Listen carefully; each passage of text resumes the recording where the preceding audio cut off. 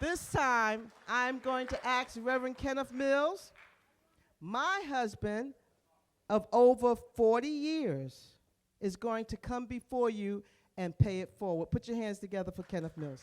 Good morning, Westwood. Thank you very much, and congratulations. I have the great opportunity to be able to introduce to some of you and present to others. Some of you know this young man, a product of Fort Pierce, just like you. Grew up in this community, raised by his parents. He didn't have the great distinction like you to go to Westwood. He's a Fort Pierce Central graduate, but we won't hold that against him. Is that all right? You know why? Because we are all together here in this great city, this great county of St. Lucie and Fort Pierce, Port St. Lucie, Lakewood Park, White City. So without any further ado, to give him the time, I introduce to some and present to others. He's a graduate of UCF, moved all the way up to the place of the city manager of Fort Pierce, Florida, Mr. Nick Mimms. Come on, let's show him some love as he comes. Oh, you could do better than that. Come on. Let's show him some love.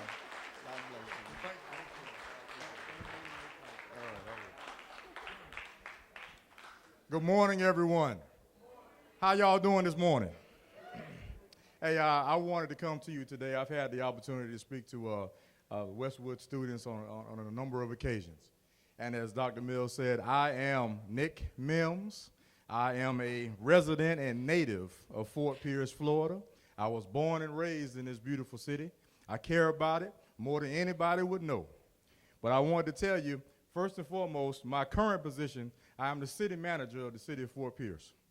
That basically means that all operations, all decisions come through me, whether it's the police department, public works department, solid waste, code enforcement, building, everything that goes on in the city of Fort Pierce is my responsibility to manage. Now, in saying that, there's great care that is needed when we make decisions. And every decision that I make, every decision that our policymakers and our commission makes has impacts on you. Now, I want to tell you a little bit about me, a little background about my story, okay? Now, it's a fun story. It's a story of perseverance, but I want to tell you a little bit about me. Now, my grandparents got here back in the early 1900s, 1910, 1911. That's when we came to Fort Pierce from South Carolina. I came on this earth 1973. A beautiful baby boy. I was a little chubby then. But 1973, I arrived. And I had a wonderful mother, a wonderful father. And I know that you all have a wonderful family too. And that family is very important. And that family is part of what I'm going to talk about today, and your responsibility to your family and to yourself. Now, as I came up, I was just, average kid. I loved doing different things. What, back in my day was G.I. Joe, Transformers. What else? I watched a little bit of Bugs Bunny and Wile E. Coyote. Y'all don't even know what that is. But I grew up watching cartoons, man. I grew up with Superman was my hero. And all y'all that think that Batman could beat Superman, y'all done lost your mind. But Superman was my hero. And Superman still is my hero. I'm sorry, I didn't mean to get y'all riled up about that. But I came up and I went to the public school system in Fort Pierce. I started out at Garden City Elementary. I used to walk to school in kindergarten. Then I went to Fort Pierce Elementary, which is now Fort Pierce School of the Arts. Then I went to White City Elementary. They bused me down all the way down to White City. Then I went to Lincoln Park Academy for middle school. And then, unfortunately, I had to go to Fort Pierce Central. I know Westwood is a wonderful place, but I did graduate from Fort Pierce Central. Now,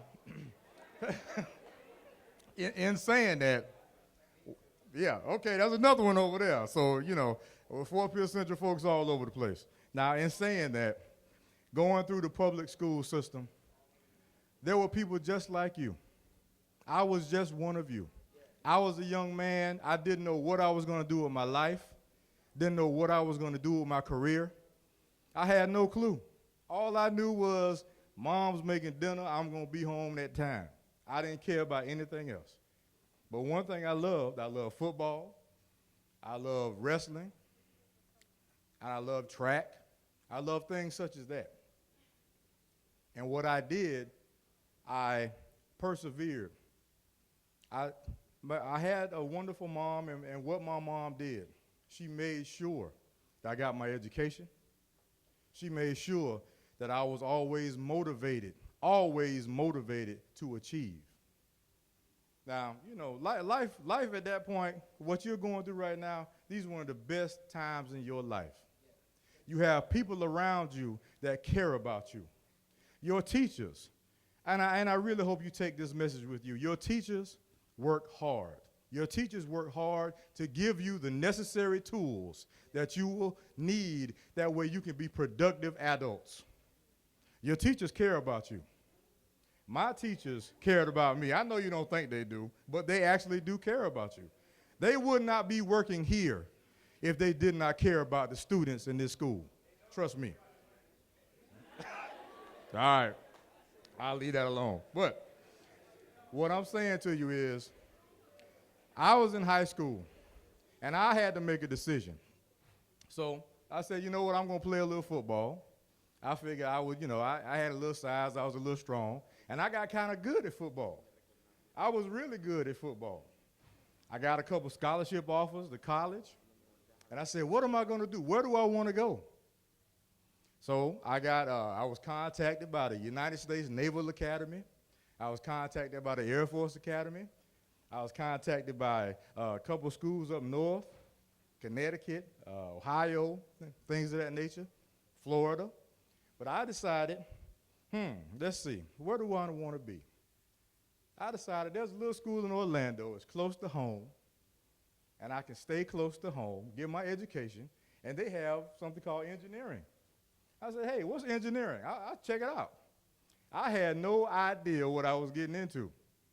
Engineering is a very challenging profession. And when the coaches came and the academic advisors came to my home and they said, hey, we can get you a scholarship. We want you to come to our school. We want you to be a contributing member of our university. And I said, hey, you know what? No problem, I'm there. You gonna pay for it? I'll go. I didn't have a problem with that. It's in Orlando, I'm gonna have a good time. I got a little bit of family up there.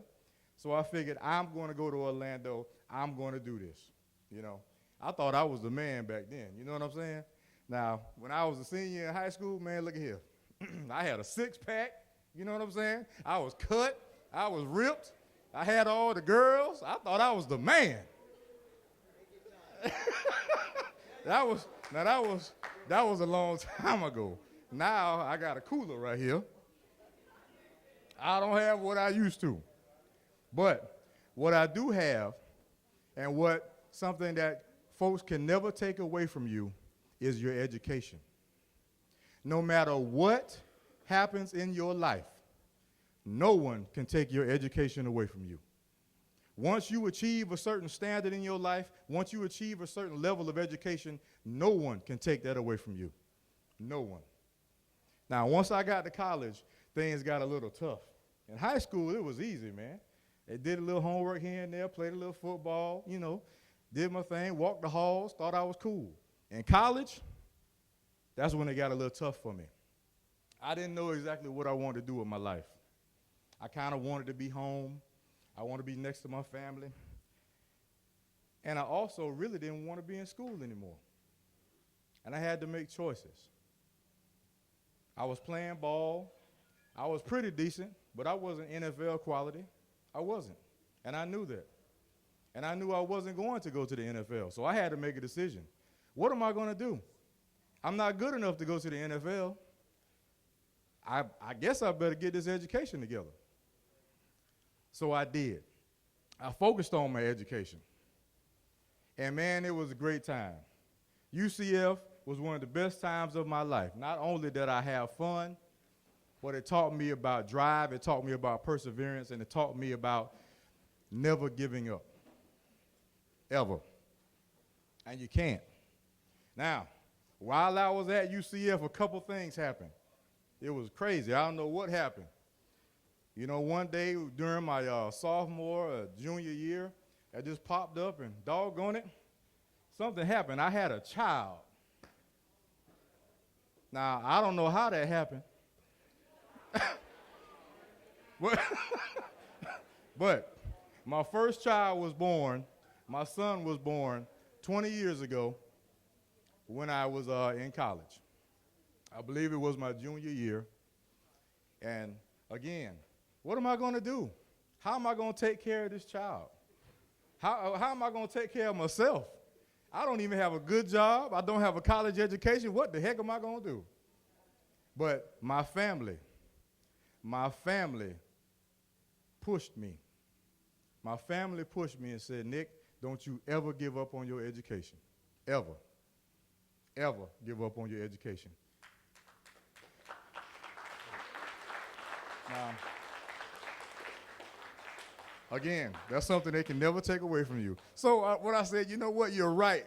You're right, Dad. You're right, Mom. You're right, Grandma. You're right. I'm going to keep on with my education. And then guess what? About a year later, guess what happened? I had another kid. Again, I still haven't figured out how this happened. So, I'm in college. Now I got 2 kids, no job, and my baby's mom was like, dude, what are you gonna do? And I said, well, let's see here. I still don't have a job. I can't take care of my family. I can't take care of myself. What am I gonna do? And once again, my family came to the rescue. And they said, complete your education. Complete your education. So what I had to do while I was in college, work nights, work days, work weekends. I had all sorts of jobs when I was in college. Worked at stores, worked at factories, worked at plants, because I had to take care of my children. And I also had to take care of myself. But I still persevered. I still haven't got my college diploma now. I'm still struggling. I'm still wondering, oh my gosh, do I really want to be in engineering? And I don't know, for those of you who like math and science and thermodynamics and physics and all that good stuff, then engineering is the right career for you. But man, at that time, I was struggling. I didn't know if I wanted to stop, keep going, or what. I decided I was going to keep going. Because if I can't take care of myself, how am I going to take care of children that look to me and depend upon me?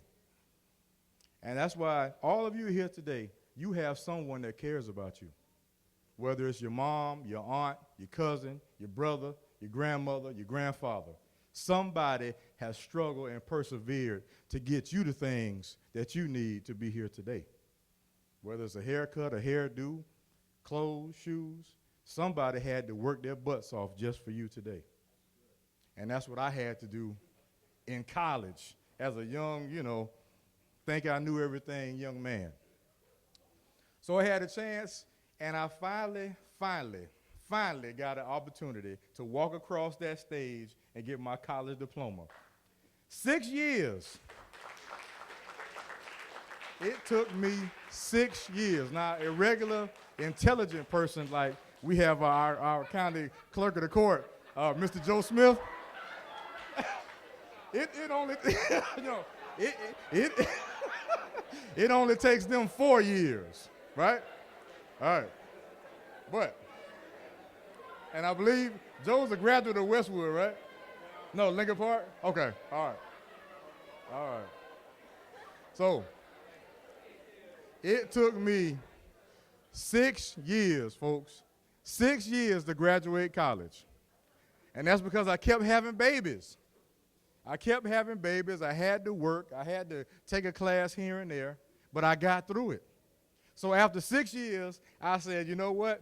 I'm going to come home, and I'm going to be with my family, and I'm going to be around my young kids, and I'm going to start working. And you know what? I'm going to work for the city of Fort Pierce. So I started working for the city of Fort Pierce as an engineer. And it was a wonderful experience because I got to come home, bring my educational talents back to my city, that I grew up in, and I got to help my city because I got to design the road networks, utilities networks, the infrastructure, the telecommunications. All those things that you see, I got to design, and I got to contribute toward the improvement of Fort Pierce, the place I love, the place I call home. So I'm there, I'm working, and about a year or two after I started working, guess what happened? Boy, I had another kid. So, but, all right, so this time, let me tell you something. This time, you know, I'm hoping, so far, I got 2 boys, right? I had 2 boys in college, right? All right. I'm hoping I'm going to have me, you know what? My girlfriend's pregnant. I'm going to have me a little girl. I can't wait to have a little girl and spoil her and buy her all the things and get her the nice jewelry and earrings. I can't wait to have a little girl. You know what? I had 2 more little boys at the same time.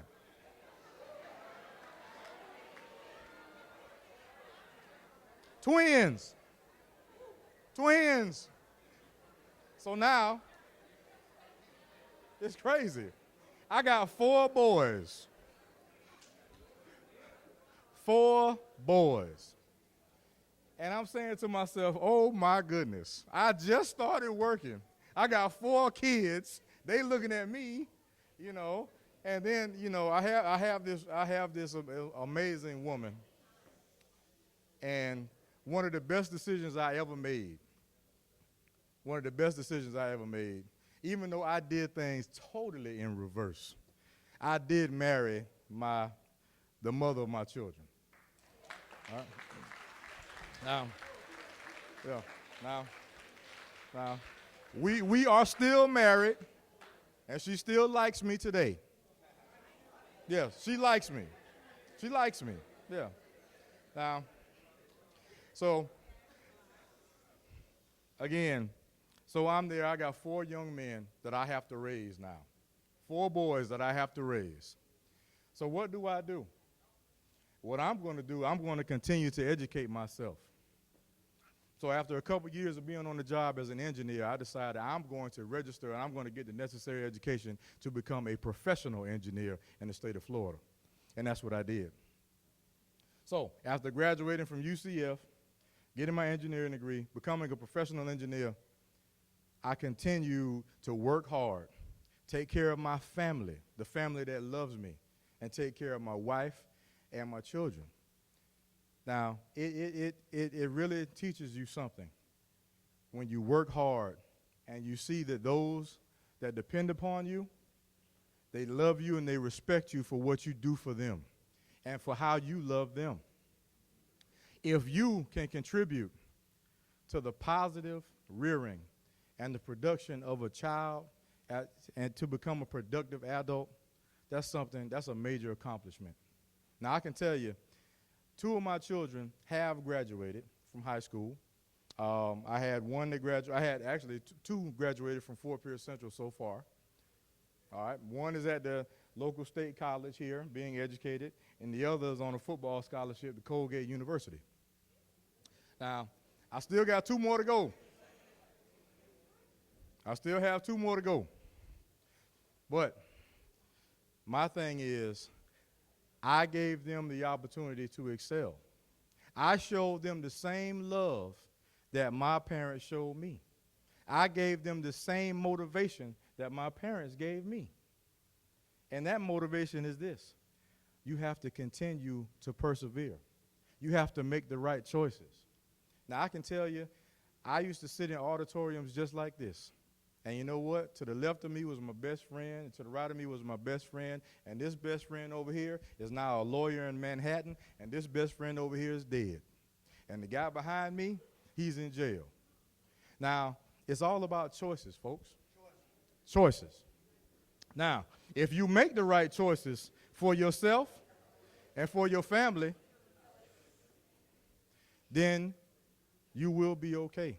And no matter how tough that road is, you have to continue to persevere. No matter what obstacles are in front of you, you have to continue to persevere. Now, it may look like there's no way you're going to accomplish this particular goal or this particular objective, but you just have to keep trying.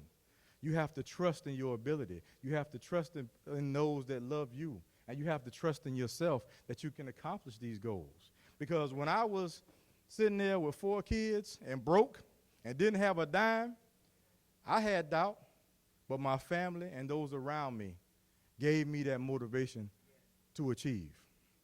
You all can do the same thing. I decided to come back to Fort Pierce because I wanted to make Fort Pierce a better place because I had the tools to do so. And now as city manager, I can do that. I can instill the programs and install and implement the programs and the resources necessary to improve our community. Our community is coming back. We're reducing the crime. We're motivating folks for economic development projects. We're building infrastructure in Fort Pierce. We're coming together as a community. And that's all part of our perseverance. And now I'm showing that as a professional. You all have that responsibility as well. And I hope each and every one of you, whatever you do, college, university, trade school, military, work, I hope you come back to Fort Pierce or stay in Fort Pierce or St. Lucie County and contribute to this area. This area raised you. This area raised you. And there are people behind you that need your guidance and that need your support. So, again, my name is Nick Mimms. I'm glad you heard my story. Thank you so much.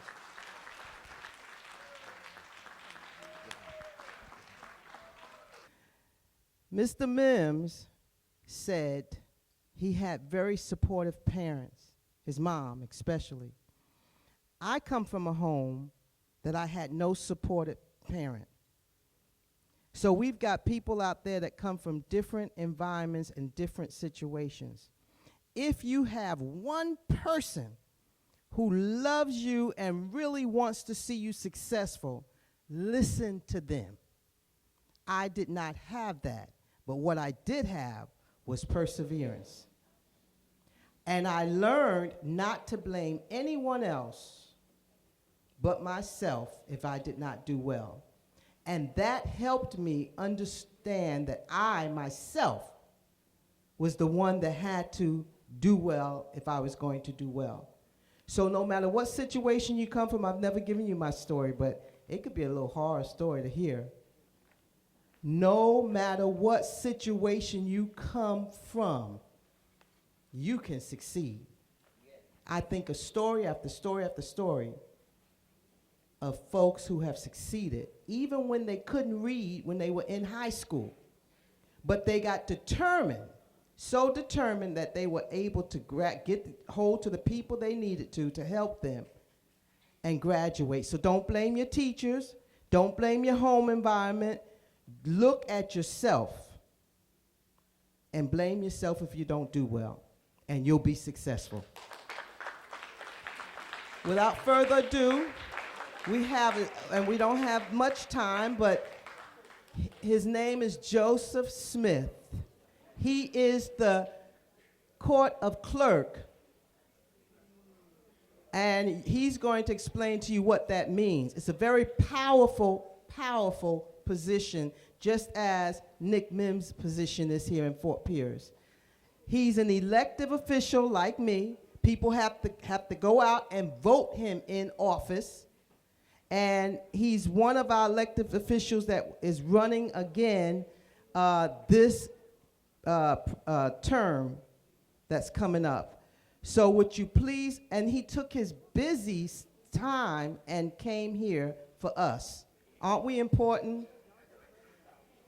Without further ado, I want you to give your undivided attention because he has only about 10 minutes, and I know he's got some important stuff to say. Your undivided attention, and I would appreciate that. Are you ready for Joe Smith? Put your hands together for him. Good morning, everybody. Now, see, okay, listen. So my mom is an educator, and I always wanted to be a teacher. And one of the things I always wanted, being a teacher, was that whenever I talked to young people and I said good morning to them, they would yell back at me, good morning. So let's try that one more time. It's kind of early. It was early for me. I won't talk about y'all. But let's try this again. Good morning. Good morning. I like the smart one over here. That's nice. All right, well, good morning. Thank you all for allowing me to be here. Dr. Mills, thank you for letting me be here, too. I'm Joe Smith. I'm your clerk of the circuit court. And I'm glad to be with you here today at Westwood. Both of my older brothers attended Westwood and both played on the football team. So I have an affinity and an affection for the maroon and gray because I grew up watching it and rooting for it. So the school I went to didn't have a football team, so I went to Lincoln Park down the road there. So whenever I go to football games and ever it's Westwood, I heard my friend here say that his sons went to Central, but I sit on the Westwood side.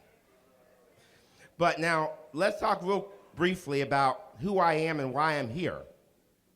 As your clerk of the circuit court, I'm in charge and I'm the chief financial officer for St. Lucie County. And what does that mean to you, chief financial officer? Well, let me tell you, it means that every single day that you're here and your parents are out working or your grandma's doing what she needs to do or your grandpa's doing what they need to do, they all pay taxes. And those taxes go to help the people of St. Lucie County, your friends, your neighbors, your relatives, to live a better life. So sometimes those roads that Mr. Mimms talked about building, that's not built with sand, it's built with money. So in my job, I have the responsibility of being in charge of the money. And so how much money is it, you think? Well, right now under investment, for that rainy day for St. Lucie County, I help to invest more than $300 million each and every day to make sure it's safe, it's protected, and it's available for whenever we want to build a new stadium, whenever we want to build a new road in the county, whenever we want to provide some assistance to Fort Pierce or the Port St. Lucie for sidewalks and things of that nature. As part of that responsibility, I'm also looking every single day to make sure we find new ways to invest that money, to make sure that you all have money for when it's your turn to be the people who are at work, doing the job, and making it happen. So that's the main responsibility of the clerk's office. The other main responsibility is how many of you have ever, well, you guys aren't really driving yet, but how many of you have been in the car when someone's gotten pulled over and gotten a traffic ticket? Well, when that happens, every time that happens, if it's in St. Lucie County, that ticket that they write and the check that they write back or the credit card that they swipe, all of that money comes to our office first. And then what we have to do with that office is we have to divide the money up and send it to the City of Fort Pierce Police Department, the City of Port St. Lucie Police Department, the Florida Highway Patrol, and any other organization that does law enforcement, the St. Lucie Sheriff's Office, and we share that money with them. And more importantly, we share it with the people in Tallahassee, our governor, our lieutenant governor, the House and the Senate up in Tallahassee, and they use that money to help fund the programs at the state level, very much like we do here. So Mr. Mimms isn't paying money particularly for I-95 or the Turnpike, but the revenues that come in from the traffic citations that are going on, that money helps to fund it. But that stuff is not really the fun stuff, but let me tell you a little bit about my story. One thing I'll say before I talk about my story is to talk about Mr. Mimms' story. Don't let him fool you by saying that he spent 6 years going to school and that makes him not smart. There are two letters he didn't mention. He said he's a professional engineer. What that means is anytime he writes his name or anytime his name is written, it says Nicholas Mimms, comma, P period, E period. Those two letters, P-E, that means he got all the money. He got all the money. Because when you have an understanding of science and technology, and you go into the engineering sciences, particularly as an African American, particularly as a woman, particularly as a minority group, you're gonna make ridiculous money. So that's why Dr. Mills and the St. Lucie County School District is always talking about STEM and STEAM, science, technology, arts, math, engineering. All of those work together, and they provide you a foundation where you can spend 6 years in college if you persevere, or you can spend 10 years in college if you persevere. But what I can guarantee you standing here today is that when you get out of college with that degree, when you get out of college and you'll get that professional engineering degree, you're going to be just fine. And you're going to be able to take care of your family just the way Nick is today. And I'm proud to share the black and gold of UCF with my friend here, because I went to UCF too. So, oh, you can clap for that. That's fine. You can clap for that. Go Knights. Go Knights. But let me tell you my story. So, how many of you had a dream and you're like, man, that dream never turned out for me? It didn't happen. Any of you ever, like, you know, when you were in 4th grade or 5th grade, like, by the time I'm this age, I want to do X? No? Well, God bless you. Let me tell you, it happened to me. And I'll tell you what happened. When I was in 5th grade, I got into politics. I wanted to, run for office because I wanted to help people. And I ran for vice president of student council. I mean, this is 5th grade. What are you doing? You're buying poinsettias. You're giving turkey to people on Thanksgiving. You're doing nice things for people during the holidays. And I lost that election. So I wasn't the vice president of student council. Oh, wait, fine. I became a member of the student council as a representative for my classroom, and we did all those great, nice things. But one thing I wanted in 5th grade, I thought that one day that I would become the first African-American president of the United States. Really? So in 2008, my dreams were dashed by, what's that guy's name? Let's see. Oh, yes, that's right, President Obama. But you know what, though? It didn't hurt my feelings too much. You know why? Because even though my dream was to become the first African-American president,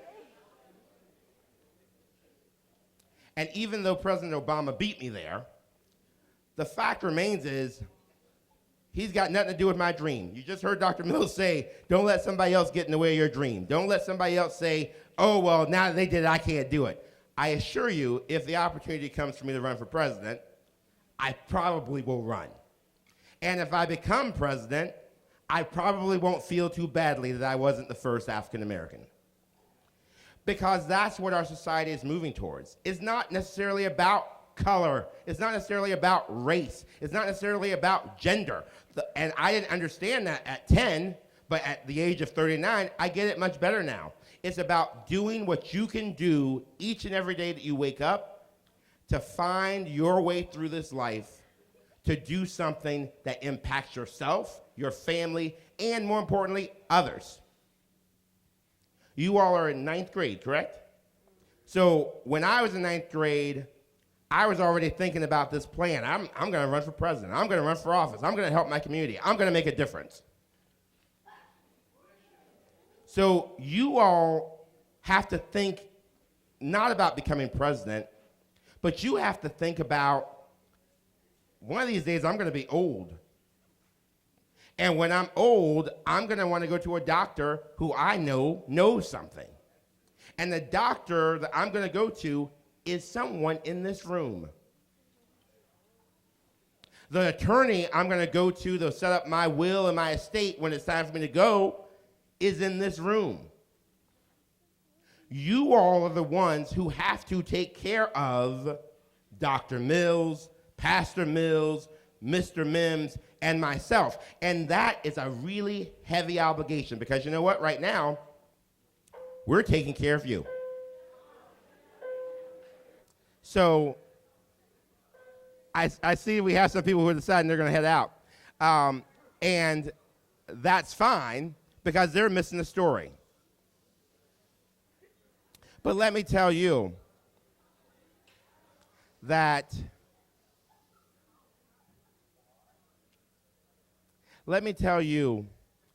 what your responsibility is as a 9th grader is very easy.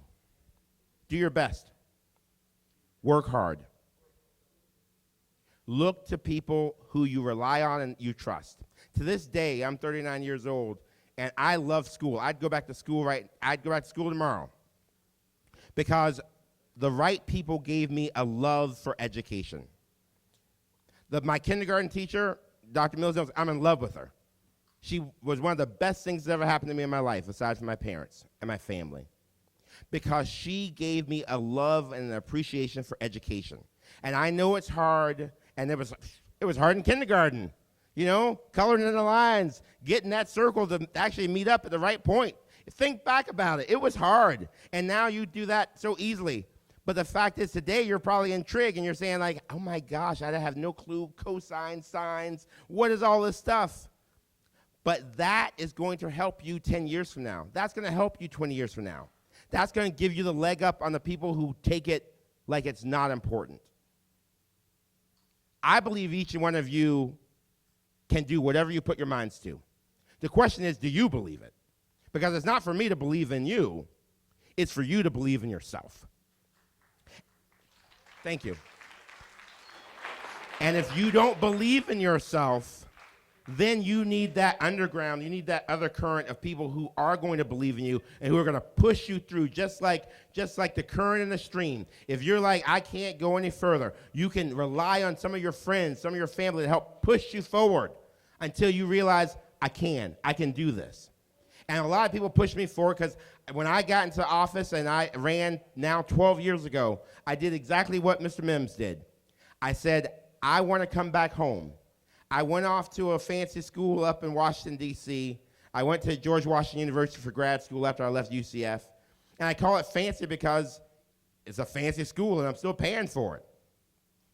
By the way, Mr. Mimms talked about his son who's playing football at Colgate, and I know some of y'all were thinking about teeth cleaning, but that's not it. Colgate is an Ivy League school, meaning that it's one of the top 12 universities in the country. And as you know, the United States has the best universities in the world. So think about his story. Well, I mean, he had, his college experience wasn't like mine, I confess. But what he did was he persevered. And now his son is at a ridiculously awesome school in Pennsylvania? New York. In New York. And that's what it means. So he had people push him, and now he is pushing his own family to go out and be successful. So my message for you today is, don't let anyone stand in the way of your goal. Don't let anyone stand in the way of your dream. The one last story, and I'll sit down. My grandparents came to this country from the Bahamas, and they came here in 1914. So 102 years ago, my grandmother came not to Florida, not to the United States, came to St. Lucie County and came to Fort Pierce. So when Mr. Mimms talks about this is my city, and he takes that ownership, I take that same ownership because I think about my grandmother and I think about how she didn't know in 1914 that her grandbaby would become the clerk of the circuit court, the county commissioner of a community that 102 years ago, would not let her walk on the sidewalk in the same place with a white man or a white woman. Think about what she saw in her 102 years. And remember that she made it work for her kids, for her family, so they could go be successful. So that's what she did in spite of those days when they used to call her words that you can't say today or you'd get expelled. Think of that and think of the challenges that she had. And now, what's your excuse? Thank you all so much.